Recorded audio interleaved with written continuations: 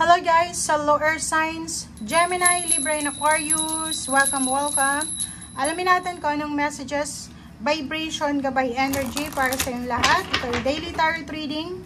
I hope na makuha niyo yung energy. Pasensya na guys kung gabi na ako nag-upload since marami tayong mga kinagawa sa ngayon. Okay, so maybe next week magiging maaga yung upload natin. Okay?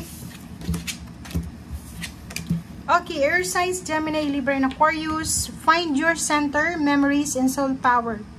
Okay, so yun. Ang nakikita natin dito is marami sa inyo. Libra energy, Aquarius energy, Gemini energy. Masyado kang nag-iisip, masyado kang imbalance. Okay?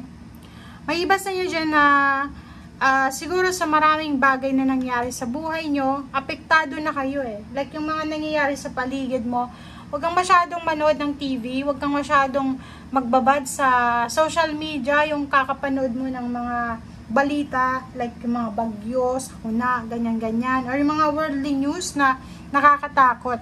Kasi yung pagkatao mo ay mabilis magpanic, 'di ba? Mabilis kang magpanic. So, iwasan mo yung mga ganyang klaseng tao, bagay, yung nagbibigay sa inyo ng imbalance, ng panic, okay? So, sinasabi ng bara sa'yo na kailangan mong siguro mag-rest muna ng pansamantala. Kung medyo maingay na yung paligid mo, hanapin mo yung lugar kung saan ka makakakuha ng peace. Kung stressful na yan, na-anxiety ka na overwhelm ka na, sabi ng bara sa'yo dito, hanapin mo kung saan ka pwedeng magkaroon ng pahinga. Okay? Sabi sa'yo dito ng baraha, kailan daw yung last time na inalagaan mo yung sarili mo? Kailan yung last time na nagpagupit ka ng buhok, nagpa-color ka ng buhok, nagpa-manicure, pedicure? Kung lalaki ka naman, nag-jogging ka or nag-walking, nag-bike ka mag-isa, parang ganun. So, kailan ba yung last time na inalagaan mo yung sarili mo? Ito yung sinasabi ng baraha na kailangan na sa araw na ito, i-center mo yung isip mo sa buhay mo, sa sarili mo lang. Okay? Memories.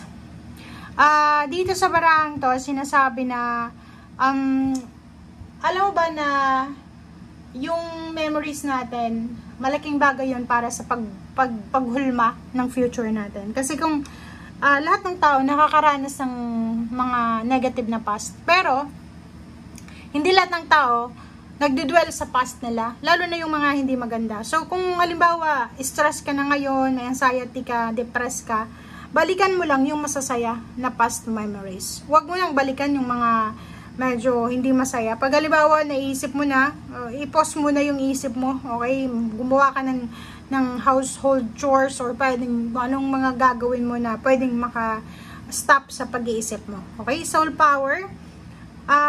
Always remember daw na yung soul mo ay galing yung soul mo is naandyan sa katawan mo. Okay?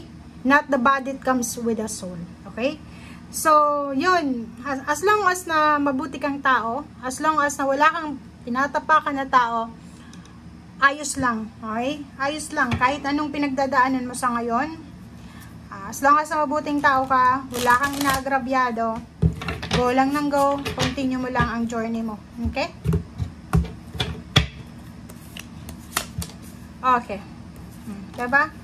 So, ang ganda. Nakikita ko sa'yo dito na pwedeng ikaw yung hinihintay or ikaw yung naghihintay. Comment down below. Ikaw ba ang naghihintay? Pwedeng naghihintay ka ng pera? Pwedeng naghihintay sa'yo ng pera? May naghihintay sa'yo eh. Pwedeng may gustong umutang sa'yo or pwedeng may kapamilya kang nangangailangan ng pera, ng assistance, ng guidance, financial guides or financial help. And naghihintay ka, naghihintay din siya. Okay? So, pwedeng dalawang tao dito ang naghihintay para sa success or para sa result or pwedeng sa answer. Ang the stars nagsasabi sa'yo na may pag-asa. Okay? Habot kamay yung pag-asa na yon. So, hindi ka dapat nag-aalala. Okay? So, yung emotional connection mo sa taong yan is napakalapit. Pwedeng anak mo, kapatid, asawa, pinsan, basta kadugo mo siya. Okay? So, kung ano man tong kailangan mo sa ngayon, just pray and wait, maghintay ka kasi on the way na siya. May pag-asa eh. Yun yung sinasabi. Okay. So, nakikita natin dito na habang hindi pa dumarating yung hinihintay mo, kailangan mo munang magpahinga.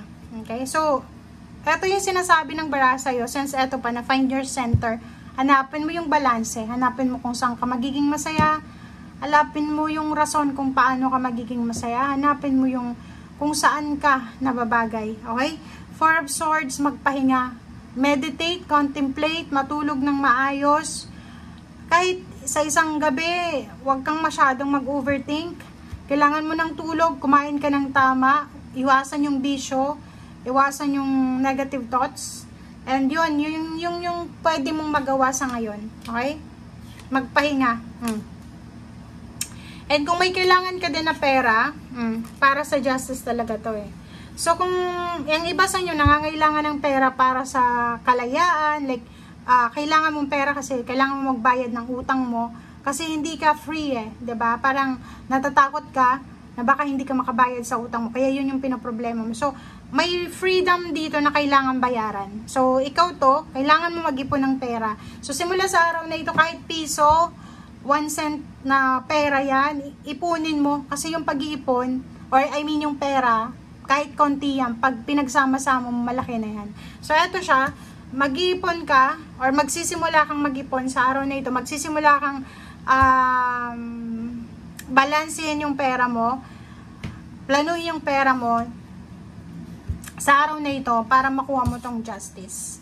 It's either yung justice na to contract signing. Pwedeng may mga iba sa inyo gustong pumunta ng ibang bansa, kailangan mo ng pera ng placement. So, kaya, kailangan mo mag-ipon. Comment down below if you are resonated, guys. Kasi, ang nakikita natin dito, may 9 of Cups eh. Diba? 9 of Cups, tsaka 6 of Wands, tsaka Lovers, King of Cups, Wheel of Fortune. Kunin natin to lahat.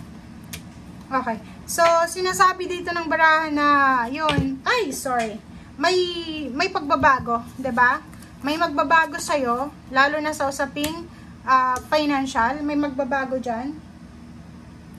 May paparating na victory and success. Wait lang guys, kunin natin. Nahulog siya, ibig sabihin, hindi siya yung energy na dapat bigyan mong pansin. Okay, so nahulog siya, ibig sabihin, hindi ito yung energy na dapat mong bigyan ng pansin sa ngayon. Ang kailangan mong bigyan ng pansin ngayon is yung pagpahinga mo. Pero, ano na to eh, maganda to, sorry maganda, kasi, emotional success, relationship success, stability, victory and success, peace and harmony. Parating yan sa'yo, pero sinasabi ng bara, hindi pa yan yung, kailangan mong bigyan ng focus sa araw na ito. Ang focus mo ngayon, magpahinga, mag-ipon ng pera, yun, and iwasan mo yung pagiging negative, okay? Thank you guys, and see you again. Bye!